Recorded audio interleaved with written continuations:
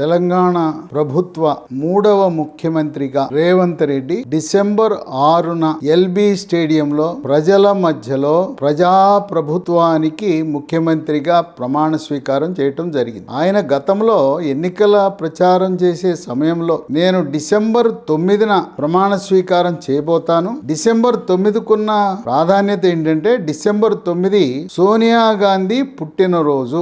ఆమె పుట్టినరోజు కానుకగా తెలంగాణ రాష్ట్ర ప్రభుత్వం ఏర్పాటు చేయాలని ఆయన సంకల్పం. ఇంకొక విశేషం ఉంది. డిసెంబర్ 9న చిదంబరం ఆనాటి యూపీఏ ప్రభుత్వంలో ఉండే ఆర్థిక శాఖ మంత్రి డిసెంబర్ 9న సోనియా గాంధీ జన్మదిన సందర్భంగా తెలంగాణ ప్రజలకు ఒక శుభవార్త అని చెప్పి యూపీఏ ప్రభుత్వము తెలంగాణ రాష్ట్ర ఏర్పాటు చేయటానికి నిర్ణయం చేయటం అనే ఒక చారిత్రాత్మకమైన నిర్ణయాన్ని ప్రకటించారు. అది డిసెంబర్ 9 యొక్క ప్రశస్తత. అయితే మరి ఎందుకు డిసెంబర్ 6కు మారారు అని చాలా మందికి అనుమానాలు వస్తున్నాయి. దీనికి కారణం ఏంటంటే ఇప్పుడు ప్రస్తుతం ఉన్న ప్రభుత్వానికి గొప్ప మెజారిటీ ఏం రాలా. సాధారణంగా తెలుగు ప్రజలు వాళ్ళ సెంటిమెంట్ ఏంటంటే ఏ ప్రభుత్వాన్ని 2 సార్లు దాటి 3వసారి హ్యాట్రిక్ ఇవ్వరు. ఆంధ్రాలో గాని తెలంగాణలో గాని గతంలో చూస్తే ఎప్పుడు గెలిపించిన పార్టీకి బంపర్ మెజారిటీ ఇచ్చేవారు. ప్రస్తుతం తెలంగాణలో కాంగ్రెస్ పార్టీకి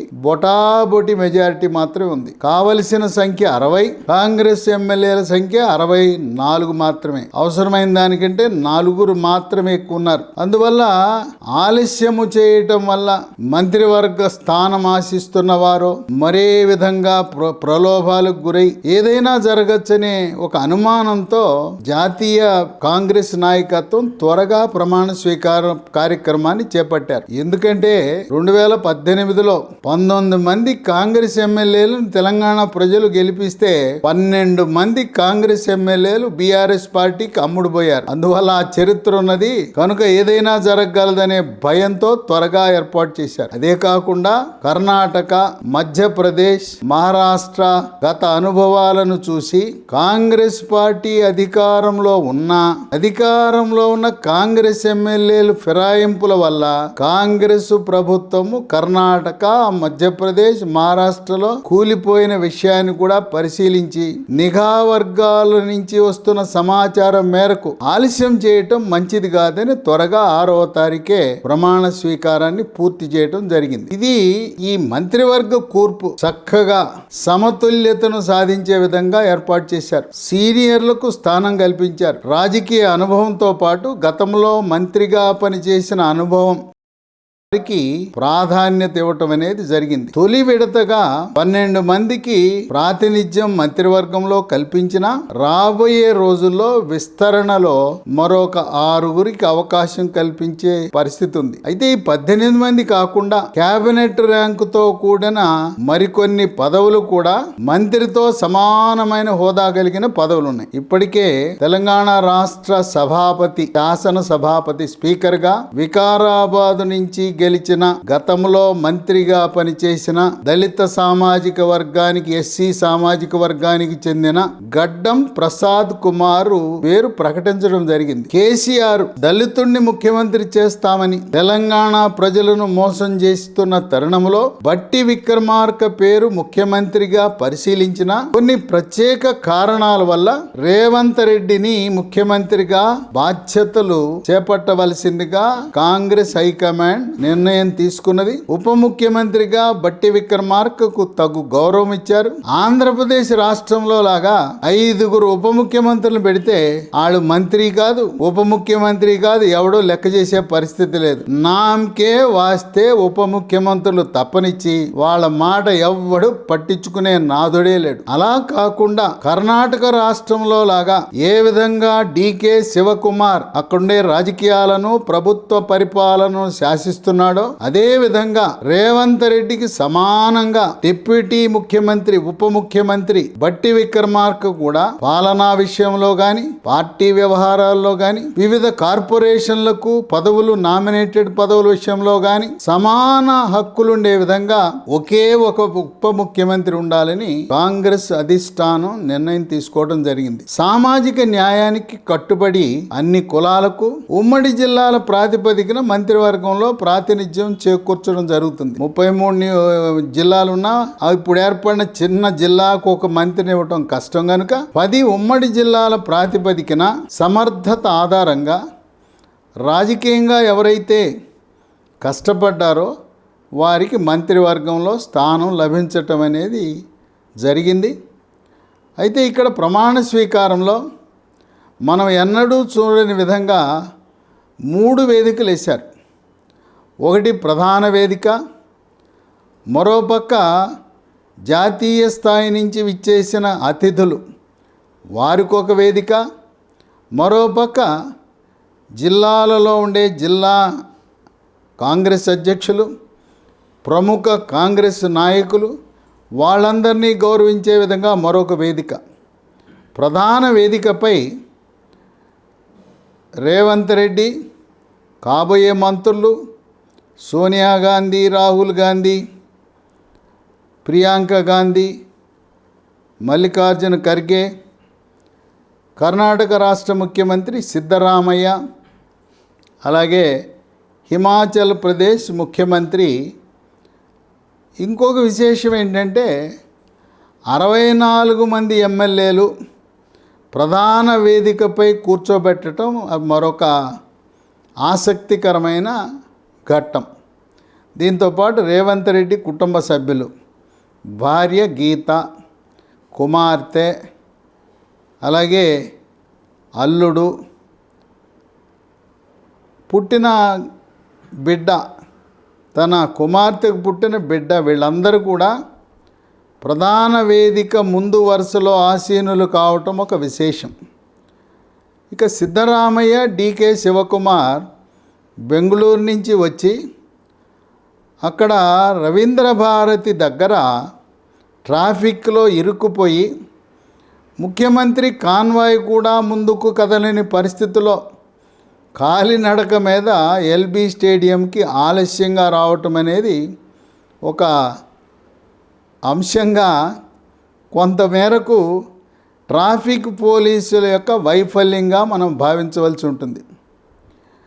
ఈ రోజున కొలువుదీరిన మంత్రులు జాతీయ కాంగ్రెస్ అధిష్టానం వాళ్లను ప్రాధాన్యతా క్రమంలో ప్రమాణ స్వీకారము చేయించటం ఒక విశేషం. కొన్ని సందర్భాలలో ప్రమాణ స్వీకారం చేసేటప్పుడు అక్షర క్రమంలో ప్రమాణ స్వీకారం చేయిస్తారు. ఇక్కడ ఈరోజు 12 మంది వాళ్ళు ప్రాధాన్యత, సీనియారిటీ, గత అనుభవాన్ని ఆధారంగా 12 పేర్లు వరుస క్రమంలో పిలవటం అనేది విశేషం.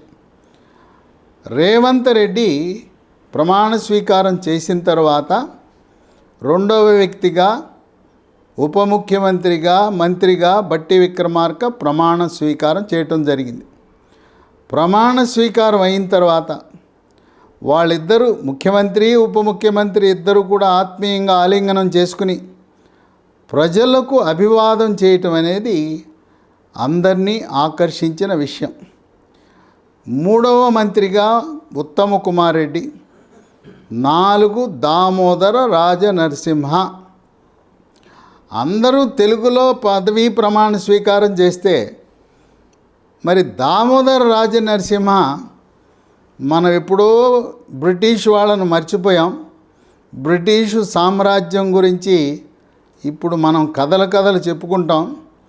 ఆయన గతంలో ఉప ముఖ్యమంత్రిగా పనిచేశాడు. ఈరోజు ప్రమాణ స్వీకారము తెలుగులో కాకుండా ఇంగ్లీష్లో చేయటం విశేషం.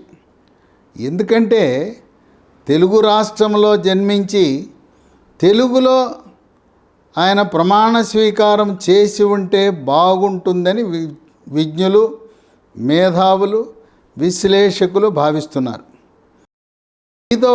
ఐదవ మంత్రి కోమటిరెడ్డి వెంకటరెడ్డి, 6 శ్రీధర్ బాబు, 7 పొంగులేటి శ్రీనివాసరెడ్డి, 8 పొన్నం ప్రభాకర్, 9 కొండా సురేఖ.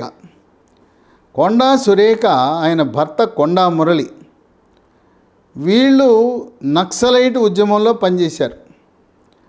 ఆ రోజు మనం ప్రజలకు న్యాయం చేయాలంటే బుల్లెట్ ద్వారానే సాధ్యమని ఆనాడు భావించి, తదుపరి బుల్లెట్ కాదు బ్యాలెట్ ద్వారానే ప్రజలకు సేవ చేయొచ్చు, సమాజంలో మార్పు తేవచ్చని భావించిన కొండా సురేఖ, కొండా మురళి దంపతులు ఇద్దరు కూడా బ్యాలెట్ను నమ్ముకుని వైఎస్ రాజశేఖర రెడ్డి క్యాబినెట్లో మంత్రిగా ప్రమాణ స్వీకారం చేసి బాధ్యతలు నిర్వహించిన అనుభవం ఉన్నది కొండా సురేఖకు.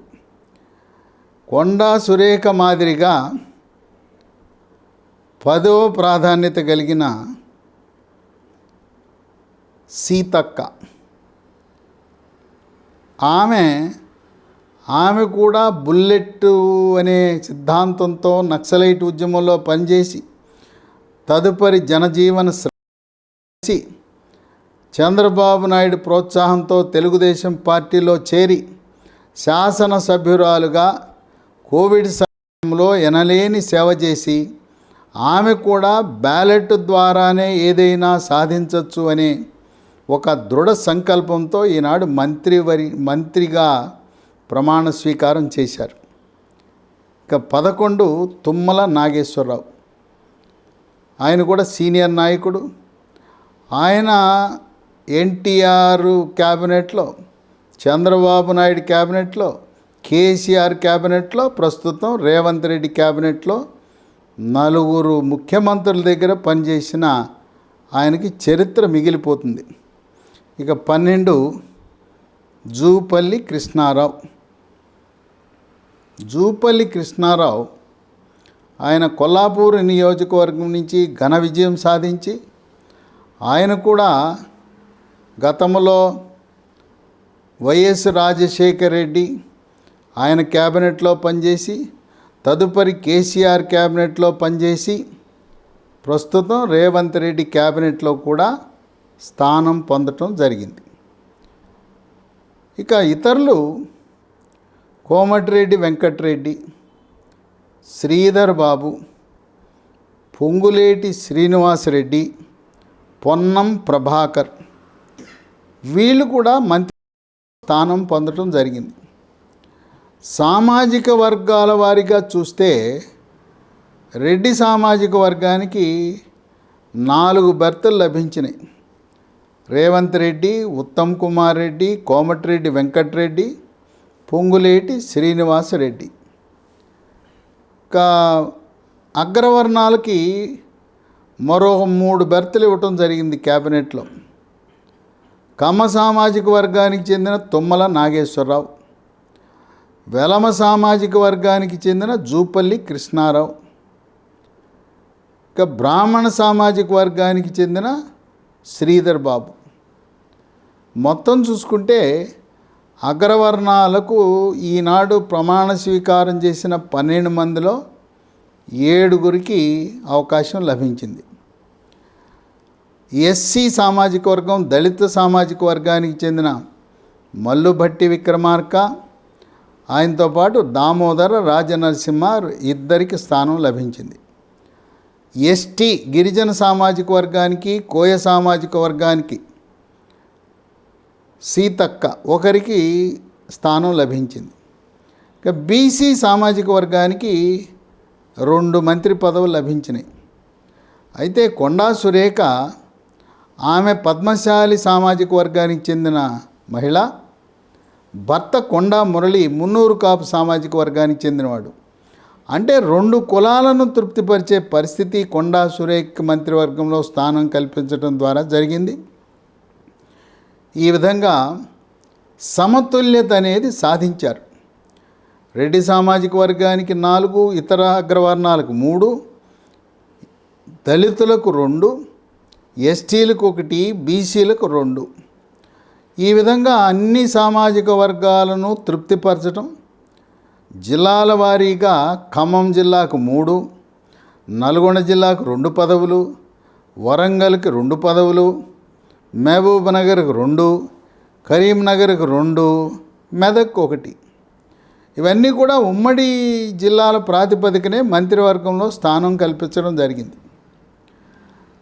అయితే కేసీఆర్ ఏర్పాటు చేసిన మంత్రివర్గానికి, ప్రస్తుత మంత్రివర్గానికి చాలా తేడా ఉంది. కేసీఆర్ ఆయన ఏకపక్ష ధోరణి, నియంతృత్వ పోకడలు. ఆ 2014 నుంచి 2018 వరకు మొదటిసారి క్యాబినెట్ ఏర్పాటు చేస్తే ఆ క్యాబినెట్లో మహిళా మంత్రే లేరు. మరి మహిళలకు 50% ఓట్లున్న మహిళలకు స్థానం కల్పించకుండా ఆయన యొక్క అహంభావ పోకటలు. ఇక రెండో మంత్రివర్గంలో ఆయన మాదిగ సామాజిక వర్గానికి ప్రాతినిధ్యమే లేదు. వాళ్ళు మాదిగలందరూ ఆగ్రహావేశాలతో ఉన్నారు. అంతేకాకుండా కుటుంబ పాలన, నిజాం పాలనను తలపించే విధంగా ఆయన కుటుంబంలో అందరికీ, కుటుంబ సభ్యులందరినీ రాజకీయాల్లో ప్రవేశపెట్టడం ఆయనకి కొంచెం ఈ అపజయంలో భాగస్వామ్యమైంది. ఆ కుటుంబంలో 3 వరకు ఆమోదిస్తారు. వెలమ సామాజిక వర్గం తెలంగాణ రాష్ట్ర జనాభాలో 0.5%, 1% ఉంటుంది. ఈ కుటుంబం మొత్తం ఇక వీళ్ళేనా, ఇక వాళ్ళే ఆధిపత్యమా, మంత్రులు జీరోలా, ఇక కుటుంబమే పరిపాలన, ఇది నయా నిజాం పాలన అనే విమర్శలున్న తరుణంలో ఆయన కేటీఆర్, హరీష్ రావు, కేసీఆర్ 3 ఉంటే సరిపోయేది. అది కాకుండా కవిత, సంతోష్, ఇక వీళ్ళిద్దరితో పాటు మరొక అదే సామాజిక వర్గానికి చెందిన ఎర్రబెల్లి దయాకర్రావుని మధ్యవర్గంలో తీసుకోవటం, ఇక అలాగే ప్రణాళికా సంఘం వైస్ చైర్మన్గా బోయినపల్లి వినోద్, అట్లాగే అనేకమైన రిటైర్డ్ అధికారులను ఓఎస్డీలుగా పెట్టుకుంటే వాళ్ళందరూ కూడా బంధువులు, వెలమ సామాజిక వర్గానికి చెందిన వారు ఉండటం రాజకీయంగా ఆయన అపజయానికి కారణమైందని కొంతమంది విశ్లేషకులు భావిస్తున్నారు. అందువల్ల ఆయన భవిష్యత్తులో కూడా కేటీఆర్, హరీష్ రావును దాటి మిగతా వారిని పార్టీ పనులకో లేదు వ్యాపారాలకో పరిమితం చేయాలి. కానీ కుటుంబంలో ఉన్న అందరినీ తీసుకొచ్చి చిన్న క్యాబినెట్ ఉండేది 18 మంది. 18 మంది క్యాబినెట్లో కేవలం బీసీలు 3కి ఇచ్చి 7 రెడ్డి సామాజిక వర్గం, 4 వెలమ సామాజిక వర్గం, ఆ విధంగా జనాభాలో 82% ఉన్న బీసీ, ఎస్సీ, ఎస్టీ మైనారిటీలకు సముచిత స్థానము కేసీఆర్ క్యాబినెట్లో లభించలేదనే ఆరోపణలు ఉన్నాయి. ఏదేమైనా ఇంకా క్యాబినెట్ పదవులు స్పీకర్ గడ్డం ప్రసాద్ కేటాయించిన డిప్యూటీ స్పీకరు, అట్లాగే ప్రణాళికా సంఘం వైస్ చైర్మన్, చీఫ్ విప్, 2 విప్పులు, అలాగే ఢిల్లీలో ఒక అధికార ప్రతినిధి తెలంగాణ భవన్లో క్యాబినెట్ ర్యాంకులో తెలంగాణ రాష్ట్రాన్ని కేంద్ర ప్రభుత్వంతో అనుసంధానం చేస్తూ ఈ రాష్ట్ర కేంద్ర ప్రభుత్వ వ్యవహారాలు నిర్వహించే మరో క్యాబినెట్ పోస్టు. ఈ విధంగా పార్టీ కోసం పనిచేసిన వ్యక్తులు, సీనియర్లకు అవకాశం లభించే పరిస్థితి ఉన్నదని చెప్పి విశ్లేషకులు భావిస్తున్నారు. మరి ఆశావహులు చాలామంది ఉన్నారు, మిగిలినవి 6 మాత్రమే. కొన్ని జిల్లాలకు ప్రాతినిధ్యం కూడా లేదు. ఈ 6 మంత్రివర్గంలో స్థానం ఎవరికి లభిస్తుందంటే కొన్ని ఊహాగానాలు ఉన్నాయి. దాదాపు హైదరాబాదు, రంగారెడ్డి, గ్రేటర్ హైదరాబాద్లో 24 నియోజకవర్గాల్లో కాంగ్రెస్ పార్టీ తుడిచిపెట్టుకుపోయింది. అన్ని చోట్ల బీఆర్ఎస్ విజయం సాధించింది. చివరికి రేవంత్ రెడ్డి ప్రాతినిధ్యం వహిస్తున్న మల్కాజ్గిరి పార్లమెంట్లో కార్పొరేటర్లు గెలవలేదు. ఈ రోజున 7 అసెంబ్లీలు కూడా బీఆర్ఎస్ పార్టీ కైవసమైంది. అంటే కాంగ్రెస్ సిట్టింగ్ ఎంపీ సీట్లో 7 అసెంబ్లీలు కోల్పోవటం అంటే అది రేవంత్ రెడ్డి యొక్క సమర్థతపై ప్రతిబింబిస్తుందని కొంతమంది విశ్లేషకులు భావిస్తున్నారు. అందువల్ల రంగారెడ్డి జిల్లాలో మల్రెడ్డి రంగారెడ్డి ఇబ్రహీంపట్నం నుంచి గెలిచాడు, లేదా పరిగి నుంచి గెలిచిన టి రామ్మోహన్ రెడ్డి వీళ్ళిద్దరిలో ఒకరికి అవకాశం ఇస్తారనే ఊహాగానాలు ఉన్నాయి.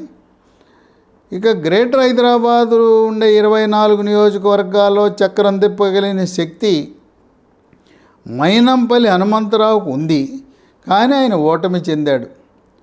కాంగ్రెస్ అధిష్టానం కొన్ని మార్గదర్శకాలను పాటించమని చెప్పి రేవంత్ రెడ్డికి సూచించింది. అదేంటంటే, మొదటిసారి ఎమ్మెల్యే అయిన వారికి మంత్రి పదవి ఇవ్వద్దు, రెండవది ఓడిపోయిన వారికి కూడా మంత్రి పదవిలో స్థానం లేదని. అందువల్ల మైనంపల్లి హనుమంతరావుకి మంత్రివర్గంలో స్థానం లభించే అవకాశం లేదు.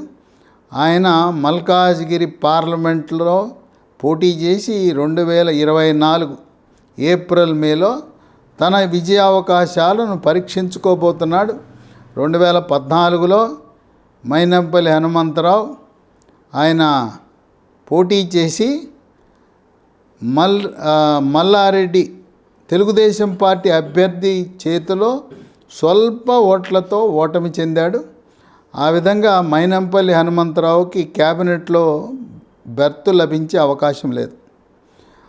ఆదిలాబాద్ నుంచి పార్టీని నమ్ముకుని గతంలో ఎమ్మెల్సీగా పనిచేసి ఆ జిల్లాలో అన్ని సర్వం తానై అక్కడ నిర్మల్లో ఉండే మహేశ్వర్ రెడ్డి పార్టీని వీడిన ప్రేమ్ సాగర్ రావు పార్టీని నమ్ముకుని పార్టీని విజయపదంలో నడిపించాడు. ఆయన వెలమ సామాజిక వర్గం, ఆయనకు అవకాశం ఉంటుంది రెండవ వెలమ మంత్రిగా. అదే జిల్లాకి ఉమ్మడి ఆదిలాబాద్ జిల్లాకు చెందిన సోదరులు ఇద్దరు జి వెంకటస్వామి కాకా కుమారులు ఇద్దరు ఉన్నారు.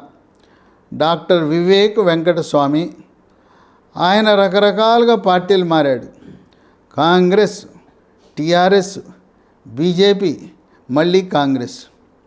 అన్ని పార్టీలు మారిన వివేక్ వెంకటస్వామికి మరి మంత్రివర్గంలో స్థానం కల్పిస్తారా, లేదా గతంలో వైఎస్ క్యాబినెట్లో మంత్రిగా పనిచేసిన తన సోదరుడు వినోద్కి అవకాశం కల్పిస్తారా అనేది చర్చనీయాంశం. అయితే వివేక్ సమర్థుడు, వివేక్ ఆర్థిక వనరులు బాగా ఉన్నాయి, ఆయన విశాఖ ఇండస్ట్రీస్ నిర్వహిస్తున్నాడు. అందువల్ల ఆ కుటుంబంలో ఇద్దరిలో ఒకరిని మాత్రం మంత్రి పదవి ఆదిలాబాద్ జిల్లా తరపున వరిస్తుంది. ఇక నిజామాబాద్ జిల్లా షబ్బీర్ అలీ కామారెడ్డిని త్యాగం చేసి నిజామాబాద్ అర్బన్కి వెళ్ళి కొత్త నియోజకవర్గంలో ఆయన ఓటమి చెందాడు. అయినా విధేయుడిగా ఉంటూ హైకమాండ్ యొక్క ఆశీస్సులున్న షబ్బీర్ అలీకి ఉమ్మడి నిజామాబాద్ జిల్లా తరపున మంత్రివర్గంలో స్థానం తప్పకుండా లభిస్తుందని విశ్లేషకులు భావిస్తున్నారు. అదే జిల్లా నుంచి బోధన్ నుంచి గెలిచిన మాజీ వైద్యారోగ్య శాఖ మంత్రి సీనియరు సౌమ్యుడు రేవంత్ రెడ్డికి సన్నిహితుడు సుదర్శన్ రెడ్డికి కూడా అవకాశం లభించవచ్చు అనే ప్రచారం జరుగుతూ ఉంది.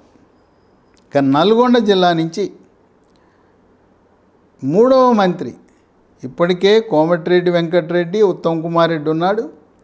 మరి ఖమ్మం జిల్లాలో ఇప్పటికే 3 మంత్రులు అయ్యారు, బట్టి విక్రమార్క, తుమ్మల నాగేశ్వరరావు, పొంగులేటి శ్రీనివాసరెడ్డి. మూడవ మంత్రిగా ఆలేరు నియోజకవర్గం నుంచి గెలిచిన బీర్లా ఐలయ్య యాదవ్. ఎందుకంటే తెలంగాణలో హైదరాబాదు, రంగారెడ్డి, నల్గొండ జిల్లాల్లో యాదవుల యొక్క పాత్ర గణనీయంగా ఉంటుంది. ఈయన యాదవ్ గెలిచాడు కనుక ఆయనకి క్యాబినెట్లో స్థానం కల్పించాలనే ఆలోచన ఉన్నది. తద్వారా బీసీలకు సముచిత న్యాయం చేయవచ్చనే ఆలోచన ఉంది. ఇక మరికొన్ని పేర్లు పరిశీలనలో ఉన్నవి. ఎర్రబెల్లి దయాకర్ రావుని పాలకుర్తిలో మొదటిసారే రాజకీయాలు కొత్తయినా ప్రవాస ఆంధ్రురాలుగా ఉన్న యశస్విని రెడ్డి, ఆమె పేరు పరిశీలనలో ఉంది. అట్లాగే జానారెడ్డి కుమారుడు జైవీర్ రెడ్డి నాగార్జున సాగర్ నుంచి గెలిచాడు. అయితే వీళ్ళిద్దరికీ మొదటిసారి గెలవటం వల్ల హైకమాండ్ ఏ మేరకు అంగీకరిస్తుందో ప్రశ్నార్థకమే. ఇక అద్దంకి దయాకర్, ఆయన రేవంత్ రెడ్డికి అన్నీ తానై ఆయనకున్న రాజకీయ సమీకరణల వల్ల తుంగతుర్తిలో ఉద్దేశపూర్వకంగా ఆయన తొక్కేసి కొత్త అభ్యర్థిని రంగప్రవేశం చేసిన ఆయన అక్కడ కొత్తగా వచ్చిన మాదిగ సామాజిక వర్గానికి సంబంధించిన సామేలు విజయానికి విశేష కృషి చేసి అలగకుండా ప్రభుత్వం అధికారంలోకి వస్తే పార్టీ నన్ను గౌరవిస్తుందని ఆశిస్తున్నా, మరి ఆయన ఎమ్మెల్యే కాదు కనుక ఈ అద్దంకి దయాకర్కి మంత్రివర్గంలో స్థానం లభించకపోయినా ఆయన వరంగల్ లోక్సభ స్థానానికి కాంగ్రెస్ పార్టీ తరపున ఏప్రిల్ మేలో జరిగే ఎన్నికల్లో పోటీ చేసే అవకాశం ఉంది. ఇక మదన్ మోహన్ రావు ఎల్లారెడ్డి నియోజకవర్గం నుంచి విజయం సాధించాడు. ఈయన ఎర్రబెల్లి దయాకర్ రావుకు అల్లుడు. గతంలో జహీరాబాదు నుంచి పోటీ చేసి ఓట్లతో ఓటమి చెందాడు. ఈ మదన్ మోహన్ రావు కూడా అమెరికాలో పనిచేసిన అనుభవం.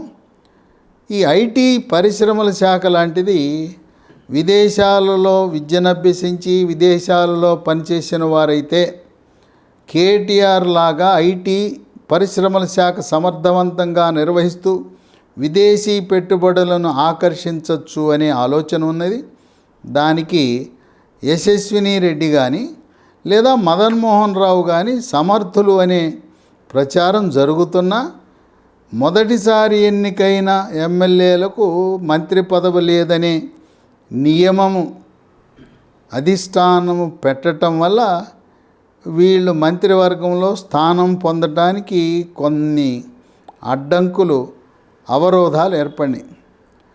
అయితే CPI, CPM, TJS Telangana Janasamithi ఈ మూడు పార్టీలకు కూడా క్యాబినెట్లో స్థానం కల్పించాలా అనే ఒక ఆలోచన వచ్చినా ఇప్పుడే తీవ్రమైన పోటీ ఉండటం వల్ల సిపిఐ, సిపిఎం, టీజేఎస్కి క్యాబినెట్లో అవకాశం ఉండదు. అయితే సిపిఐలో కోనం సాంబశివరావు కొత్తగూడెం నుంచి గెలిచాడు. అక్కడ మరో 2 ఎమ్మెల్సీ సీట్లు సిపిఐకి ఇవ్వడానికి రంగం సిద్ధం చేసింది కాంగ్రెస్ పార్టీ. ఇప్పుడు ప్రస్తుతం ఖాళీగా ఉన్న 6 శాసన మండలి సీట్లలో చాడా వెంకట్రెడ్డిని మండలిలో తీసుకుని భవిష్యత్తులో మరొక ఎమ్మెల్సీ కింద పల్లా వెంకట్రెడ్డికి కూడా అవకాశం కల్పించే పరిస్థితి ఉంది. ఇక కోదండరాం ఆయన 2 ఎమ్మెల్యే సీట్లు అడిగాడు. ఆయన ఒప్పించి ప్రదేశ్ కాంగ్రెస్ ఉపాధ్యక్షుడు మల్లు రవి, ప్రస్తుత ఉప ముఖ్యమంత్రి బట్టి విక్రమార్క ఆయనతో మాట్లాడి మీకు సముచిత స్థానము కాంగ్రెస్ పార్టీ అధికారంలోకి వస్తే కల్పిస్తామని చెప్పారు. కేసీఆర్ కూడా ఈ తెలంగాణ జనసమితి కోదండరాంను వాడుకుని వదిలేశారు. యూజ్ అండ్ త్రో అనే సిద్ధాంతాన్ని పాటించాడు కేసీఆర్. కోదండరాంకి ప్రస్తుతం ఖాళీగా ఉన్న 6 శాసన మండలి సీట్లలో 1 సీట్ ఇచ్చి శాసన మండలిలో ప్రవేశపెట్టే అవకాశం ఉంది. లేదా కోదండరాము ఒక విద్యావేత్త, ఆయన్ని రాజ్యసభకు ఎంపిక చేసి పంపే అవకాశాలు కూడా కనపడుతున్నాయి. ఇక ప్రమాణ స్వీకార ఘట్టంలో ఆసక్తికరమైన సన్నివేశాలు.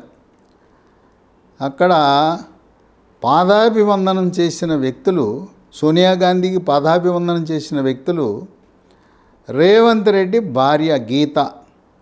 ఆమె సోనియమ్మకు పాదాభివందనం చేసింది. 12 మంది ముఖ్యమంత్రితో పాటు మంత్రులు ప్రమాణ స్వీకారం చేసిన జూపల్లి కృష్ణారావు ఒక్కడే సోనియా గాంధీ తన యొక్క అభిమానాన్ని, విధేయతను చాటుకుంటూ పాదాభివందనం చేయటం అనేది విశేషం. అక్కడ రేవంత్ రెడ్డి మనవడు వేదికపై తల్లి ఒడిలో కూర్చొని ఆయన సెంటర్ ఆఫ్ అట్రాక్షన్గా అందరి యొక్క చూపు రేవంత్ రెడ్డి మనవడిపై పట్టడం అనేది ఒక విశేషం. ఈరోజు ఆయన ఒక ముఖ్యమైన నిర్ణయం తీసుకున్నాడు రేవంత్ రెడ్డి. హైదరాబాద్ నగరంలో బేగంపేట్ ప్రాంతంలో ఉన్న ప్రగతి భవన్లో ఎవరికీ ప్రవేశం ఉండదు. ఇప్పటి వరకు ప్రజాప్రతినిధులకు లేదు, ఎమ్మెల్యేలకు లేదు, ప్రజలకు అసలే ప్రవేశం లేదు.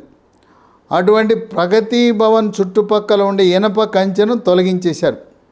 ఒక పక్క ప్రమాణ స్వీకారం జరుగుతూ ఉండగానే అధికారులు బేగంపేటలో ప్రగతి భవన్ చుట్టూ ఉండే కంచెలను, ఇనప కంచెలను తొలగించి, ఇది ప్రగతి భవన్ ప్రజల కొరకు, అది 7 డిసెంబర్ ఉదయం 10 గంటల నుంచి ప్రజా దర్బారు ఏ విధంగా ఆనాడు అదే ప్రాంగణంలో వైఎస్ రాజశేఖర రెడ్డి ప్రజా దర్బారు నిర్వహించేవాడో ఆ విధంగా 7 డిసెంబర్న 10 గంటలకు ఉదయం ప్రారంభించిన ప్రజా దర్బార్ భవిష్యత్తులో కొనసాగుతుందని రేవంత్ రెడ్డి ప్రకటించడం అనేది హర్షదాయకం, అభినందనీయం. దాని పేరు కూడా బీసీలకు ప్రాతినిధ్యం వహిస్తూ బీసీలకు సముచిత న్యాయం చేయాలనే సంకల్పంతో ఈ ప్రగతి భవన్ పేరు జ్యోతిరావు పూలే పేరిట పెట్టడం అనేది ఒక విశేషం. అది బీసీలకు దక్కిన గౌరవంగా భావించవచ్చు. ప్రమాణ స్వీకారం అయిన తర్వాత రేవంత్ రెడ్డి 2 ఫైల్స్ మీద సంతకం పెట్టాడు. మొదటి ఫైలు 6 గ్యారంటీలు. 6 గ్యారంటీల ఫైల్ని ఆయన ఎప్పుడో మొదటి సంతకం అన్నాడు, మొదటి సంతకం చేశాడు. అయితే దీనికి శాసనసభలో చట్టబద్ధత కల్పించవలసిన అవసరం ఉన్నది. దాని కొరకు 6 గ్యారంటీలను పొందుపరుస్తూ అభయహస్తం అనే ఒక చట్టాన్ని తీసుకురావటం ద్వారా న్యాయపరమైన చిక్కులు లేకుండా, ఆర్థిక వనరుల కేటాయింపుకి ఇబ్బంది లేకుండా జరగటానికి త్వరలో ఈ 6 గ్యారంటీలను సమగ్రంగా అభయహస్తం చట్టం ద్వారా అమలు చేయటానికి మార్గము సుగమమైంది. ఇక రెండవ సంతకం ఒక దివ్యాంగురాలు రజని అని ఉన్నది. ఆమె నాంపల్లి నియోజకవర్గ పరిధి హైదరాబాదులో బోయిగూడ ప్రాంతానికి చెందిన దివ్యాంగురాలు. ఆమె రేవంత్ రెడ్డి నాంపల్లిలో తెలంగాణ ప్రదేశ్ కాంగ్రెస్ అధ్యక్షుడిగా నియమించిన తర్వాత వెళ్ళి, అయ్యా నేను పోస్ట్ గ్రాడ్యుయేషన్ చదివాను, నాకు దిక్కు లేదు, అనేకమైన దివ్యాంగులకు బ్యాక్లాగ్ ఖాళీలు ఉన్నాయి, బ్యాక్లాగ్ వేకెన్సీసు బ్యాక్లాగ్ ఖాళీలు కూడా నింపటం లేదు, నాకు ఉద్యోగం అయ్యా, నా కుటుంబం గడవటం లేదని ఆమె అభ్యర్థించింది. గుర్తుపెట్టుకుని ఆ రజని అనే నిరుద్యోగ దివ్యాంగురాల్ని వేదికపై ఆహ్వానించి ఆమెతో పాటు తండ్రి తల్లి కూడా వచ్చారు. ఆమెకి ఒక ప్రభుత్వ ఉద్యోగం అంటే ఏదో కాంట్రాక్ట్ ఉద్యోగము, అవుట్సోర్సింగ్ ఉద్యోగం కాదు, శాశ్వత ప్రాతిపదికన ఒక ప్రభుత్వ ఉద్యోగం. అంటే నిరుద్యోగ యువతకు మొట్టమొదటి ఉద్యోగం రేవంత్ రెడ్డి చేతుల మీదుగా 6 డిసెంబర్ నాడు ఒక దివ్యాంగురాలకు అందించటం అనేది విశేషం.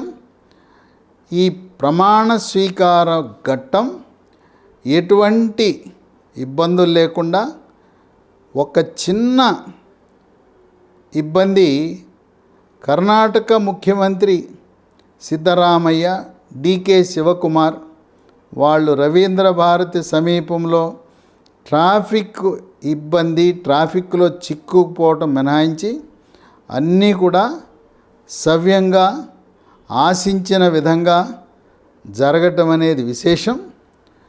మరి ఇప్పుడు శాసనసభ్యులందరూ కూడా వాళ్ళకి ఎవరెవరికి ఈ మిగిలిన 6 క్యాబినెట్ బర్తులు లభిస్తాయని కొంతమంది అయితే, మరికొంతమంది కొన్ని కార్పొరేషన్ చైర్మన్లుగా వాటిని చేపట్టాలనే సంకల్పంతో కూడా కొంతమంది శాసనసభ్యులు ఉన్నారు.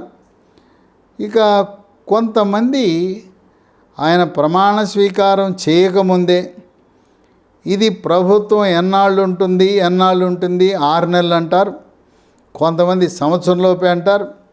అటువంటి వ్యక్తులు సీనియర్ నాయకుడు ఉప ముఖ్యమంత్రిగా పనిచేసిన కడియం శ్రీహరి ఈ యొక్క ప్రభుత్వము సంవత్సరం దాటి మన్నదు, సంవత్సరం లోపలే మేము వచ్చేస్తున్నాం అధికారంలో కానీ ఆయన ప్రకటనలు. మరోపక్క బోధన్ నియోజకవర్గంలో ఓటమి చెందిన షకీల్ ఇది 6 నెలల్లో ప్రభుత్వం పడిపోతుంది, ఎదుగో వచ్చేస్తున్నాం మేమే బీఆర్ఎస్ ప్రభుత్వం అంటున్నారు. ఇక రాజాసింగ్ జోస్యం కూడా చెప్తున్నాడు. ఆయన ఏకంగా బీజేపీ పార్టీకి ఉన్నది 8 మంది శాసనసభ్యులు. 8 మంది శాసనసభ్యులతో ప్రభుత్వం ఏర్పాటు ఎలా చేస్తారో అర్థం కాని పరిస్థితి. కర్ణాటకలో, మధ్యప్రదేశ్లో, మహారాష్ట్రలో అక్కడ సంఖ్యాబలం ఉండటం వల్ల బీజేపీ ప్రభుత్వం కానీ బీజేపీతో కలిసిన సంకీర్ణ ప్రభుత్వాలు ఏర్పడినాయి. మధ్యప్రదేశ్, కర్ణాటకలో బీజేపీ ప్రభుత్వం, మహారాష్ట్రలో సంకీర్ణ ప్రభుత్వం ఏర్పడింది. ఇక్కడ సంఖ్యాబలం 39 బీఆర్ఎస్, 7 ఎంఐఎం, వాళ్ళకి 46 ఉన్నాయి. 46 ఉన్న వాళ్ళు ప్రభుత్వం ఏర్పాటు చేయకుండా 8 గెలిచిన బీజేపీ ఎలా ప్రభుత్వం ఏర్పాటు చేస్తుందో ఆయన అవగాహన లేకుండా రాజాసింగ్ ప్రకటనలు చేస్తున్నాడు అని చెప్పి విశ్లేషకులు భావిస్తున్నారు. ఏది ఏమైనా ఇప్పుడున్న ఆర్థిక సంక్షోభం మొత్తం కేసీఆర్ ఆయన ముఖ్యమంత్రిగా రాజీనామా చేసే నాటికి గల్లాపెట్టి ఖాళీ అయిపోయి ఈరోజు ఉద్యోగులకు అట్లాగే రిటైర్ అయిన ఉద్యోగులకు పెన్షన్లు, ఉద్యోగులకు జీతాలు ఇచ్చే పరిస్థితి లేని తరుణంలో ఎలా ముందుకు సాగుతారు? ఈ 6 గ్యారెంటీల అమలుకి 70,000 కోట్ల రూపాయలు సంవత్సరానికి అదనంగా అవసరం ఉంటుంది. ఎలా దీన్ని సమర్థవంతంగా ఆర్థిక నిర్వహణ చేస్తారనే ప్రశ్న ఉత్పన్నమవుతుంది. ఏది ఏమైనా రేవంత్ రెడ్డి ఆర్థిక సంక్షోభంలో ఉండి 5,50,000 కోట్ల అప్పులతో ఉన్న తెలంగాణ ముళ్ళ కిరీటం పెట్టుకుని ముందుకు సాగటం కష్టతరమే. రాష్ట్రం ఏర్పడే సమయానికి తెలంగాణ రాష్ట్రము మిగులు నిధులతో ఉన్నది 16,000 కోట్ల మిగులు నిధులు బడ్జెట్లో ఉంటే ఈ రోజున 9.5 సంవత్సరాల కాలంలో 5,50,000 కోట్ల అప్పులతో ఈరోజు వడ్డీలు చెల్లించాలంటే వడ్డీల కొరకు మళ్ళీ అప్పులు చేయవలసిన పరిస్థితి. సగటున పుట్టే ప్రతి బిడ్డకు తెలంగాణలో ఉండే ప్రతి వ్యక్తిపై తలపై ఈ రోజున 1,50,000 రూపాయల అప్పు ఉన్నదంటే చాలా దారుణం అని చెప్పి విజ్ఞులు మేధావులు భావిస్తున్నారు. ఏది ఏమైనా కేసీఆర్ కంటే మెరుగైన సమతుల్యతతో 12 మందిని క్యాబినెట్లు కూర్పు చేయటం అనేది కష్టతరమైన, చక్కగా సమతుల్యత పాటించారనే ప్రజలు భావిస్తున్నారు. ఇప్పుడున్న కాంగ్రెస్ పార్టీ, కాంగ్రెస్ ప్రభుత్వం అంటే 2 జిల్లాలు 2 కులాలు, 2 జిల్లాలు గెలిపించిన గిలాలు ఖమ్మం, ఉమ్మడి నల్గొండ. ఖమ్మంలో 9 సీట్లు, నల్గొండలో 11, 20 సీట్లు అక్కడే వచ్చినాయి. 2 జిల్లాల్లో 64లో 20 సీట్లు. ఇక 2 కులాలకు వస్తే 31 సీట్లు ఉన్న ఎస్సీ ఎస్టీకి 31 ఎస్సీ ఎస్టీ సీట్లలో 23 ఎస్సీ ఎస్టీ శాసనసభ్యులు కాంగ్రెస్ పార్టీ తరపున గెలిచారు. ఇంకో కులం రెడ్డి సామాజిక వర్గం 64లో 26 మంది రెడ్డి సామాజిక వర్గానికి చెందినవారు, 23 ఎస్సీ ఎస్టీ. కనుక సింహభాగము 2 కులాల వల్లనే కాంగ్రెస్ ప్రభుత్వం విజయం సాధించింది. హైదరాబాదు, రంగారెడ్డి జిల్లాలలో కాంగ్రెస్ పార్టీ అడ్రస్ కోల్పోయిందనేది అక్షర సత్యం. అందువల్ల పార్టీ సమర్థవంతంగా ప్రభుత్వాన్ని నిర్వహించకపోతే బీఆర్ఎస్ పార్టీ శాసనసభలోను 6 గ్యారంటీలపై అడుగడుగునా నిలదీస్తూ ఏమైంది మీ 6 గ్యారంటీలు అని చెప్పి విమర్శించే అవకాశం ఉన్నది. అవకాశం కోసం ఎదురు చూస్తున్న బీఆర్ఎస్ పార్టీని తట్టుకొని ఈ కాంగ్రెస్ ప్రభుత్వం ఎలా ముందుకు సాగుతుందని విశ్లేషకులు ఆసక్తిగా వాళ్ళ యొక్క సమర్థత గురించి ప్రతి నిర్ణయం కూడా ఇక్కడ జరిగే నామినేటెడ్ పదవులతో సహా అన్నీ కూడా ఢిల్లీ ఆమోదం పొందితేనే, హైకమాండ్ ఆమోదం పొందితేనే పదవులు ఇస్తారు. సొంత నిర్ణయాలంటూ విధాన నిర్ణయాలు కానీ నామినేటెడ్ పదవులు కానీ ఉండవని చెప్పి ఇప్పటికే ప్రచారంలో ఉన్న తరుణంలో అడుగడుగున ఢిల్లీ నుంచి సలహా సంప్రదింపులతో రేవంత్ రెడ్డి విజయవంతంగా 5 సంవత్సరాలు ప్రభుత్వాన్ని సమర్థవంతంగా నిర్వహించగలడని విజ్ఞులు, మేధావులు, విశ్లేషకులు భావిస్తున్నారు. వేచి చూద్దాం రేవంత్ రెడ్డి యొక్క సమర్థత ఏంటో, ఆయన కేబినెట్ మంత్రుల యొక్క సమర్థత కాలమే నిర్ణయిస్తుంది.